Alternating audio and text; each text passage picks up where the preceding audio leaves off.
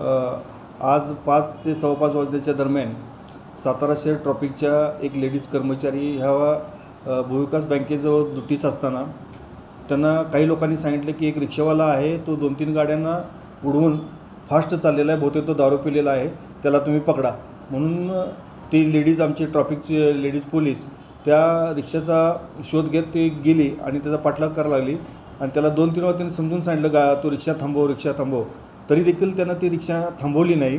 ती रिक्षा त्यानं तसेच सातारा चिकन सेंटरच्या जवळ रिक्षा ती घेऊन आला तो आणि त्या ठिकाणी तिनं ती रिक्षा थांबवली असता तिचा त्यानं हात ओढला. त्याचमुळे तिचं जे रेनकोट होतं ते रेनकोट त्या ह्याच्यात अडकलं आणि तसेच त्यानं रिक्षा पुढं डांबवली. तसंच तिला मारायच्या उद्देशाने तो तिला परत तसंच फडफडत पुढं घेऊन गेला.